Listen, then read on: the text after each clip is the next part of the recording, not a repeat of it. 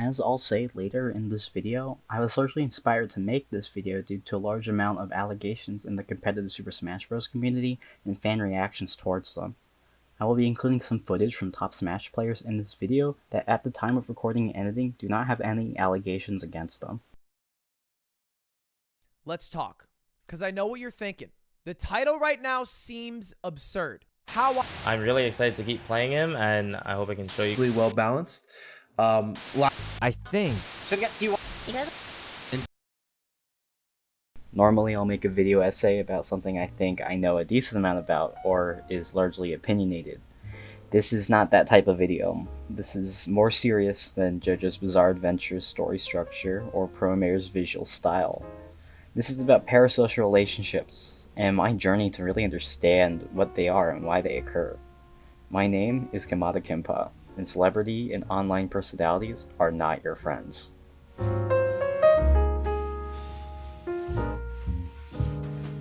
And before we get any deeper into this video, I'm going to talk about complex themes and ideas that I honestly myself don't fully understand.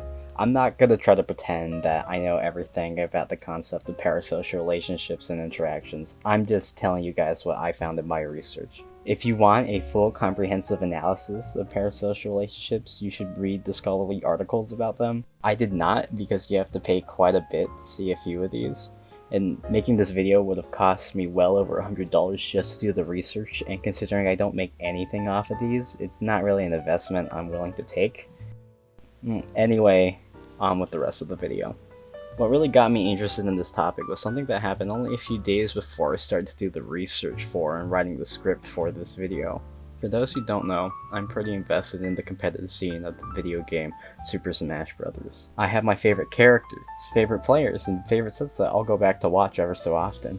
I developed an attachment to these things, and when it came to my attention that one of these players that I idolized and looked up to did something that was unforgivable, I felt incredibly angered, but also incredibly betrayed. In my head, this was somebody I respected, somebody I trusted, and he went and did this terrible thing. I don't want to say what it was in this video because I'll likely get this video suppressed, but if anyone is in the community, you'll likely have an idea of what I'm talking about. And I was very angry and disappointed for the next few hours before thinking, you know, I get why I'm angry, but why am I disappointed?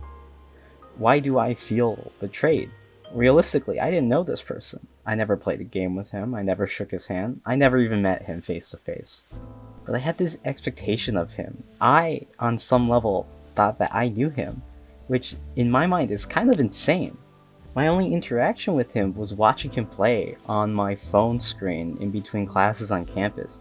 But in my mind, I had this idea of his character, this idea of what he would do and what he wouldn't.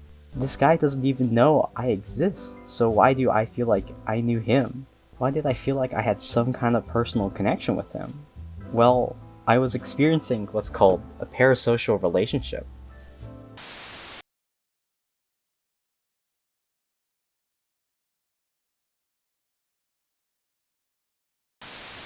First, let's unpack what a parasocial relationship is. As listed on the website Oxford Reference, a parasocial relationship psychologically resembles those of a face-to-face interaction, but they are of course mediated and one-sided. It's along the lines of your relationship to a talk show host, YouTube vlogs, or even someone who makes posts on Twitter. Basically, it's a one-sided relationship where one person extends emotional energy, interest, and time into a persona who is completely unaware of your existence. This idea was originally explored in an article written in 1956 by Donald Horton and Richard Wohl, where they explore the illusion of the conversational give and take seen in a lot of mass media. And parasocial relationships aren't restricted to age, gender, social groups, or culture. And psychologists even believe that this type of relationship may have existed as long as there were stories and narratives. And despite the one-sided nature of this relationship, it does have a whole lot of similarities to more traditional ones. For one, parasocial relationships, like traditional ones, are voluntary. You can't be forced into a parasocial relationship. It has to be something you do yourself. Think of it this way. Normally, you don't get forced to eat food, like, we'll say ice cream, right? The ice cream will just sit there on some table and you will decide whether or not to eat it. I mean, of course someone can force you to eat it, which is kind of weird, by the way, but then my analogy will start to fall apart, so let's not think about that too much. But I think you're maybe getting my idea.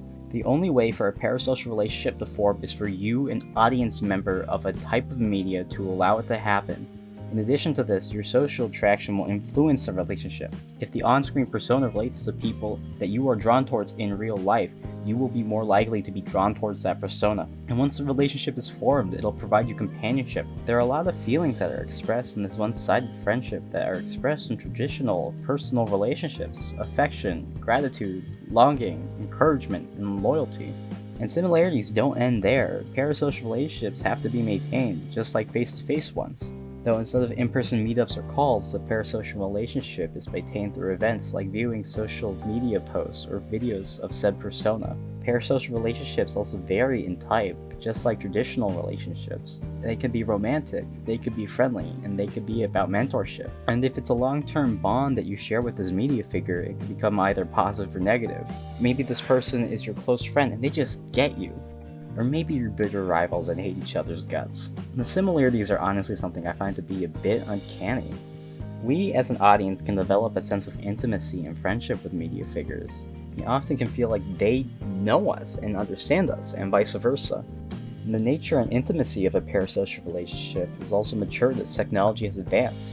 Stuff like reality TV shows the viewers incredibly intimate and personal experiences of someone's life, and celebrities and online figures have begun to openly share opinions and activities on social media sites like Instagram and Twitter. In a lot of ways, it's easy to see why someone may gain such a powerful attachment to these personas. Let's rewind a bit to my example before. In the Smash community, there's a lot of people I look up to and enjoy to watch. I see these incredibly flashy plays, and that influences me as a viewer. A handful of the characters I play are because certain top players play them, and I'm willing to bet that there's some media figure that has some great impact on you too. Whether it's an actor, a vlogger, a scientist, it could even be a fictional character. And I want to say now that I've been trying to avoid describing the person on the other side of this one-sided relationship as a person, because it doesn't actually have to be a real person. You can have a parasocial relationship with a character, and it's not exactly something that's uncommon. When we watch a show or read a story, we relate our experiences to these characters, like how we relate our experiences to our peers, and the people in those stories, more times than not, are not real. It's kind of wild, isn't it? To think that while we know someone like Takarada Rika doesn't actually exist, you could have a relationship with her, whether it be romantic, a friendship, or a mentorship. Just how does something like this happen?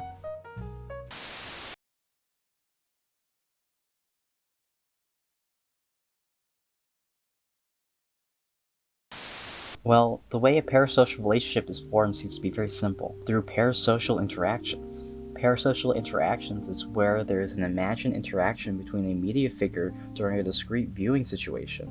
Basically, if you were to ever watch a vlog from, let's say, Casey Neistat, and imagine that when he does his introduction, he's talking directly to you, you have experienced a parasocial interaction. And just like how traditional actions like spending time with someone in real life can result in a friendship or romance, the same works for parasocial interactions and parasocial relationships. And just like how saying hi to your high school crush while you two cross paths between classes doesn't mean you two are dating, parasocial interactions can have different levels of responses, and stronger parasocial relationships are built on larger numbers of parasocial interactions, and stronger ones at that. If we think about the talk show host as our example for a parasocial relationship and parasocial interaction, we find that the more popular talk show hosts are better at making more meaningful parasocial interactions. They tend to adopt speech and mannerisms more appropriate for an informal face-to-face conversation. Guests are treated like close friends, and the show makes it appear that we, the audience, are friends to the hosts themselves. The intensity of the parasocial interaction goes up when the audience is addressed by the host in a bodily or verbal way. Maybe the host points towards the audience or looks over their shoulder towards the camera, and that's what we think about a situation. And I said this a bit before, but if you were to think the media figure to be attractive or have a strong perspective of them, the more likely it is that you will like them, and the stronger the parasocial interaction will be. And this is just in the context of a talk show host. We have famous YouTubers who show off many aspects of their lives. They talk about their problems, what they like and dislike. YouTubers will even do house tours showing off living rooms, bedrooms, and backyards. It's so similar to traditional interactions because in many ways it's basically the same. Your close friends may confide their problems to you, tell you about the movies they like and dislike, invite you over to their house, show off their stuff, and hang out. The only real difference between these two is that only one party is communicating to the other. Now, once a parasocial relationship is formed, just like any other relationship, it can always grow. I believe a huge factor in the rise of parasocial relationships is the 24-hour access to media many of us have. We're watching more shows, listening to more music, reading more blog posts, and this probably has led to an increased number of parasocial interactions and the intensity of them. We're no longer just imagining what a celebrity might say to us because that's something they could actually do now. People we used to only see on screens of theaters or the TVs in our living rooms can now be accessible in a little device that can fit in the palm of your hand. They could talk to us directly through social media, and more importantly, we can now talk back. We as individuals now have the voice to communicate with our favorite media figures. Whether or not they respond back is up to them, but I think that largely doesn't matter, because now there's a chance they can. Before, parasocial interactions were us imagining what we would say back in response to an actor or musician, but now we can actually voice our ideas and send them to them. I'm going to use my Smash example again to help explain everything I just unpacked. I'm going to do this with every segment of the video if you aren't catching on yet. I want to talk about the concept of video guides for fighting games. Fighting games can be very hard to understand, and the games honestly more times than not do not properly explain how to play them to you. This is where you look up video guides on the internet, and many high-level players will make guides explaining how they play the game or certain characters. During this experience, they often speak to the viewer and say something like, "If this happens, you want to do this," or "This is your easiest combo," directly addressing the viewer verbally, and it's quite frequent. This led me to form a mentorship-like parasocial relationship with them. I grew to respect them, and even though I never met any of these people in real life, I saw them as my teachers in some way. On the friendship side of things, I would watch stream highlights of top players playing. In these highlights, they would often address the chat of the livestream service, but I think more importantly, they had a camera filming them playing the game. Cameras would normally face a player head on and show them from a bit above the waist up. If they made a facial expression, the audience could see it. If they made a gesture with their hands or body, the audience could see it. Along with the informality of the stream, it helped facilitate a parasocial friendship between those who watched the stream and those who were actually featured on it. So, there are a lot of reasons for a parasocial relationship to form. Historically, parasocial relationships were viewed as something pathological, a symptom of loneliness, isolation, and social anxieties. And at face value, that seems very reasonable. A parasocial relationship is something you could basically entirely make up yourself. You don't actually have to confront someone, you don't have to settle any disagreements, you don't even have to talk to them. It seems very reasonable, but apparently that's not true. One study called Loneliness, a Parasocial Interaction, and Local Television News Viewings by researchers Alan M. Rubin, not the sandwich, Elizabeth M. Peirce, and Robert A. Powell found no correlation between loneliness and the intensity of a viewer's parasocial relationship. I can't give you the exact details of the report because I can only read the abstract of the experiment, but it's not super important to what I'm trying to say. You do not have to be depressed or have social anxiety to have a parasocial relationship. You can have other reasons for forming a parasocial relationship. The reasons I found across websites I did research on was escape from reality, cognitive development benefits, and even just sources of enjoyment, though I'm sure there's plenty of other reasons to pretend that Robert Downey Jr. is your best friend. Now, you may be sitting in some chair somewhere, listening to me talk and think, "Oh my god, it's crazy that someone would think something like this. Imagining you're close friends with a celebrity or fictional character." Or you're thinking, "Oh my god, I'm crazy because I'm thinking this, imagining I'm close friends with a celebrity or a fictional character." And before you start going into full freakout mode and scheduling an appointment with the local psychiatrist, this is something that's perfectly normal and is a psychologically healthy response to encounters with an on-screen individual, or at least that's what the voices in my head say. You see, the human mind is wired to make social connections. When someone is presented with a persona via video or audio media, the brain responds to said media as if it were engaging in a real-life social situation. This doesn't mean the individual believes that the interaction they had was real, but it will cause them to react to the situation as if it were. And as long as you're fully aware that a lot of the stuff that's happening in your head is a fantasy, and keep it a fantasy, you'll be fine. But the key word in that sentence is fantasy. Let's talk about some consequences and benefits of parasocial interactions and relationships.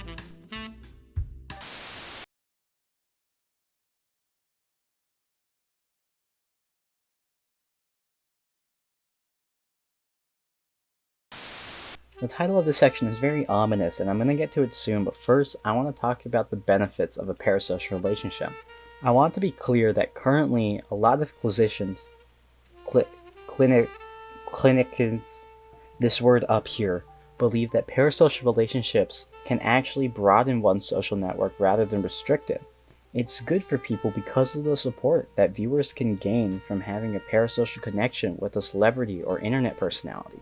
So the benefits of a parasocial relationship will vary greatly depending on what type of relationship it is and what age a person may be. For a child, they may have a parasocial attachment to a cartoon character. As a child, obviously they're still developing into like a functioning human being, and having this relationship can help that. It can help play a role in socialization and help facilitate learning. That's why you see so many children's educational shows. It's something that genuinely can help a child grow and learn. Another great thing about parasocial relationships is that apparently it can even help elderly overcome the loss of a loved one and have other therapeutic effects. The next part I wasn't able to find a whole lot of academic articles about, but it was something that kept popping up in my research, so I'm going to include it anyway. Having a parasocial relationship with a persona can help someone with low self-esteem with social interactions. Parasocial relationships can help provide people with emotional support. I'm not exactly sure how, but I'd imagine it'd be similar to how having people around you to talk to can provide someone with emotional support. Even if they actually can't, it'll probably feel better to think that there's someone you could talk to and that will understand you, rather than if there isn't anyone at all. This is mostly assumptions, but if someone wants to inform me on why this actually happens, then leave a comment or something. I don't know. People don't watch these videos anyway. Well, anyway, you might see someone saying that someone's YouTube video really helped them get through a hard time or something like that, and it could be true. It really could have helped someone by allowing them to form a parasocial relationship with them. Though, of course, like every other relationship, it has a chance of ending, and not well. Now, this isn't so much a consequence of parasocial relationships, but rather relationships in general, but I thought I'd talk about it. Media consumers can experience a parasocial breakup when a parasocial relationship ends, and a person would react to it in a similar way of actual relationship breakups, and can be either minor or major.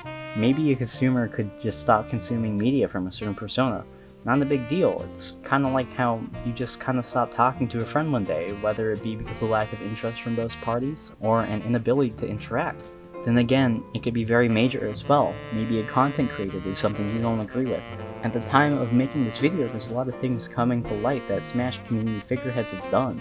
For many, it's a betrayal of trust. We're no longer going to consume media from these people, and as such, have had parasocial breakup.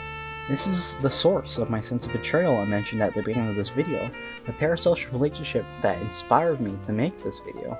This person was someone I saw as a mentor and in some ways as a friend, but that sense of fondness was destroyed, and he is no longer these things to me. And with this revelation has left me with a sense of shame that I even looked up to this person. And while what he did was definitely wrong, this breach of trust that he and his viewer base had isn't exactly his fault. While he did put out content on different social media sites, it's not exactly his choice to have a relationship with any of us. It was something that we did.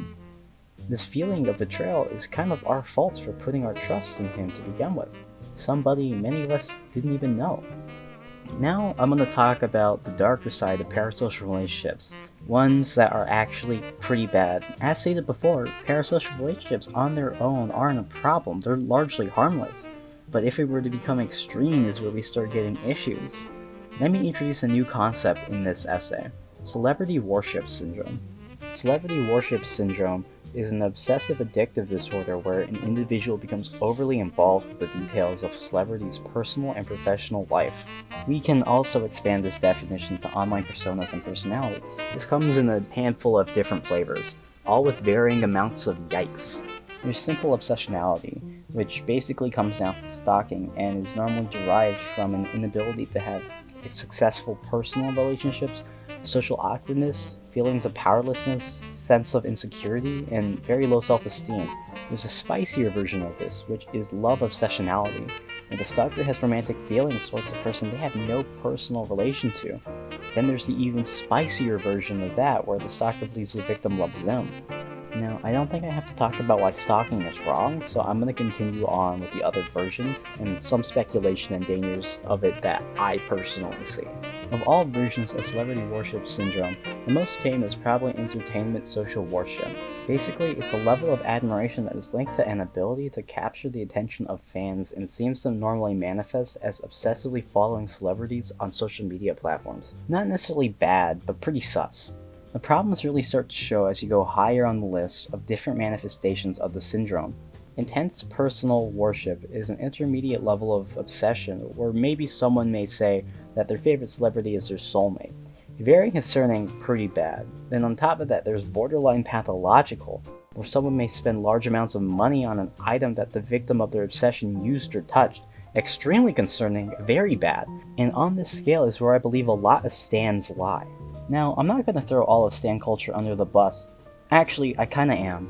Personally, I think it's very concerning behavior. For those who don't know, the term stan originates from a song by famed rapper Eminem called Stan, where a character named Stan is an overly obsessed fan who writes to Eminem's alter ego Slim Shady. First, Stan is optimistic and friendly but grows more and more upset as Slim doesn't write back and transforms into a violent stalker. You may wonder why any community would want to be called something with this type of context. Stan culture is largely seen as a group of highly obsessive fans, and I find that very concerning. It's very much a parasocial relationship taken to the extreme. It's not a fantasy anymore, but a sense that this one-sided relationship is not a one-sided relationship at all, and that they deserve attention from the person that is the object of their obsession. Just like my League of Legends teammates, they're delusional. Now, I understand this is a huge generalization. A lot of people that identify as stans are probably not like this, or at least are mostly on the entertainment social worship level of obsession, but it's still an obsession and it's still concerning. I find a few problems with the normalization of this behavior, and that it enables more extreme variants of obsession. It's normalizing obsession and addiction, and it's pushing this on people that probably don't want to constantly be harassed by fans. This isn't just a problem of the stans, but a problem of the people they're obsessing over, and I don't think this is fair to put someone in that position. Another problem that has become more apparent to me in the midst of a lot of Smash community figureheads being outed is a strong sense of blind loyalty. Loyalty within itself I don't think is a problem, but when it begins to blind you from other viewpoints or even factual events that actually occurred is when it becomes an issue. Because a large part of stan culture is undying loyalty to someone, stans will defend them no matter what they did or said, no matter how bad. A lot of fans seem to be willing to overlook huge offenses off the basis that someone makes or does something they like, and that's a problem. There's no accountability. There is a reduction of critical thinking. If they don't agree with you, you're just wrong. To be more direct about what inspired me to make this video, people who are fans of Smash Bros. Players that have allegations directed towards them that they either have admitted to or do not have proper defenses against them, do not defend them. What they did was wrong. You can't say that they would never do that, because what do you know? No matter the type of parasocial relationship you have with them, you only know their online persona, a filtered or even fabricated version of them. You don't know them, and they don't know you. Top players are not your friends.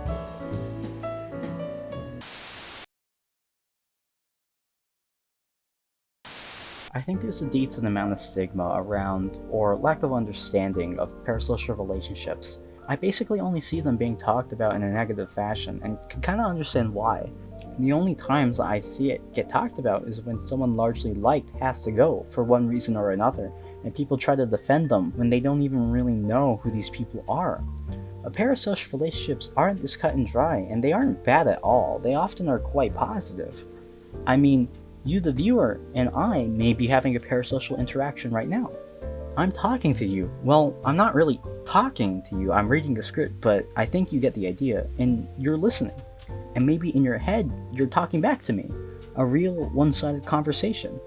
Yet, most likely you will never meet me. We'll never have a good chat and see each other face to face. We may never even know what each other look like. Yet if you ever want to talk, you could always come back to this video and listen to me, this version of me, the persona of Kimada Kinpa, speak my mind about relationships with the screen in between us. And we could have a real relationship because, in a way, this relationship is real. It doesn't matter that I don't know what you're saying back to me, because to you, on some level, it is real. A real imaginary conversation, and I am your real imaginary friend. I'm Kimada Kinpa, and thank you for watching.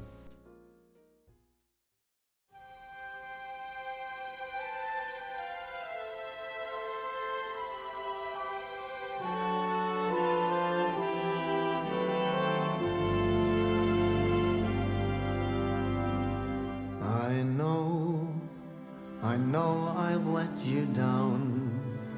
I've been a fool to myself. I thought that I could live for no one else. But now, through all the hurt and pain, it's time for me to respect the ones you love mean more than anything.